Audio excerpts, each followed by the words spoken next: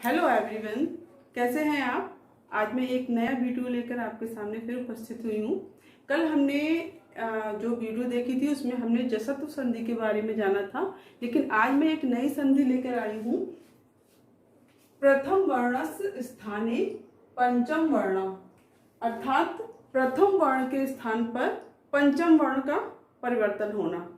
कल हमने देखा था जसत्व संधि में कि प्रथम वर्ण के स्थान पर तृतीय वर्ण का परिवर्तन होता था, लेकिन यहाँ पर प्रथम वर्ण के स्थान पर पंचम वर्ण का परिवर्तन होगा और कैसे होगा वो हम जानेंगे। जैसे कल हमने पहले पूरे वर्गों के बारे में जाना था। क ख ग घ अंग चा छा जा झा उआ, ये पंचम वर्ण होते हैं। टा ठा डा ढा णा, ता था दा धा ना, पा फा बा भा मा, ये पांचों वर्ग हैं। हमने कल जाना था।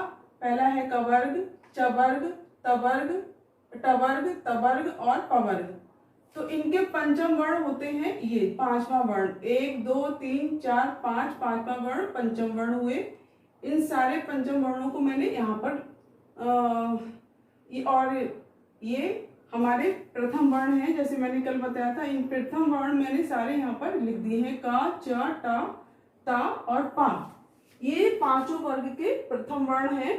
अब पंचम वर्ण कैसे आता है, इसका नियम ये होता है कि अगर किसी पद में अंत में क च ट ता या पा आता है और उसके बाद कोई भी पंचम वर्ण अर्थात अंगा या ना या मा में से कोई भी आता है, तो वहां पर उसी वर्ग का प्रथम वर्ग का उसी वर्ग का पंचम वर्ण हो जाता है। कैसे? जैसे हम लिखते हैं, उदाहरण देखते हैं। सत जमा मति। अब हम देखते हैं कि सत जो पद है उसमें अंतिम वर्ण ता है, अर्थात त वर्ग का प्रथम वर्ण है। ठीक है, और उसके बाद मां आ रहा है। कोई भी पंचम वर्ण होना चाहिए, तो मां प वर्ग का पंचम वर्ण है।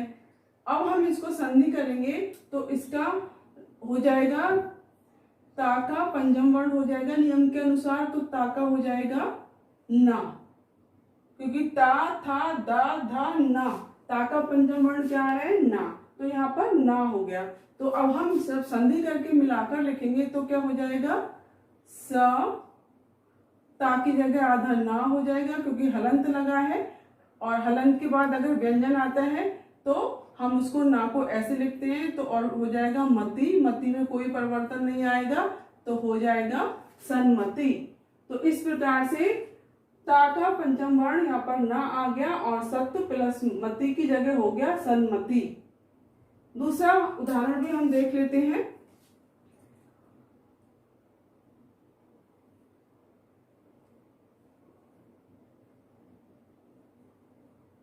अप जमा मैं। अब हम देखते हैं कि यहाँ पर अप में पा प्रथम वर्ण आ रहा है, प वर्ग का प्रथम वर्ण आ रहा है, और उसके बाद पंचम वर्ण मां आ रहा है। तो अब हम प वर्ग का यहाँ पर पंचम वर्ण ही कर देंगे नियम के अनुसार, क्योंकि पा के बाद पंचम वर्ण आ रहा है। तो पा का पंचम वर्ण क्या होता है? पा फा बा भा मा, तो यहाँ पर मां ही आ जाएगा। ठीक है, अब हम इसको मिलाकर लिखेंगे तो कैसे लिखेंगे? आ, पा की जगह आधा मां आ गया, और मैं, अब मैं, ये नियम होता है प्रथम वर्ण को पंचम वर्ण में परिवर्तन करने का। दूसरा उदाहरण हम देखते हैं। सट जमा नाम।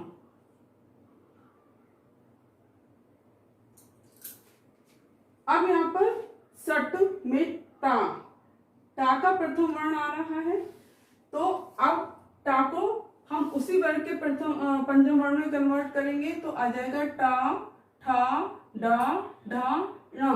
णा इसका आ रहा है पंचम वर्ण, तो इसकी जगह हो जाएगा णा।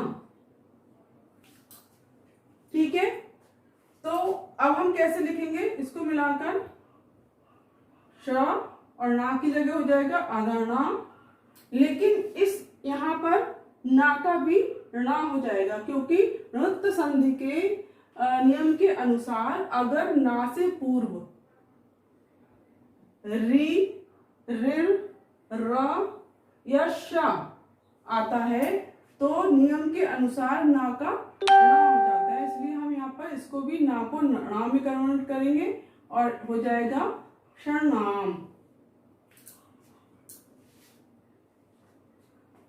तो दोस्तों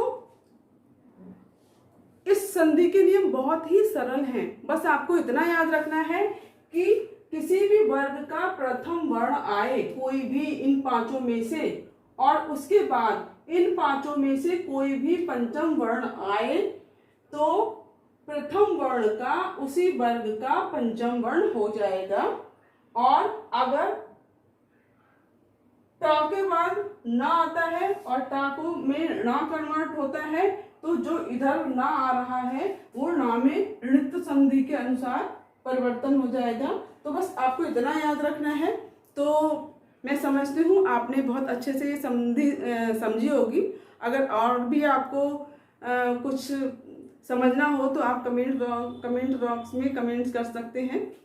और एक बार मैं फिर आपसे रिक्वेस्ट करूंगी कि अगर आपने मेरा चैनल सब्सक्राइब नहीं किया है तो मेरे चैनल को सब्सक्राइब करें, मेरी वीडियो को लाइक करें, शेयर करें, ताकि और लोग भी इससे फ़ायदा उठा पाएँ। और कमेंट्स बॉक्स में कमेंट्स करके मुझे ज़रूर बताइएगा कि मैं और इम्प्रूवमेंट क्या कर सकती हूँ। तो आज के लिए इतना ही। तो कल फिर मिलते हैं। Bye bye.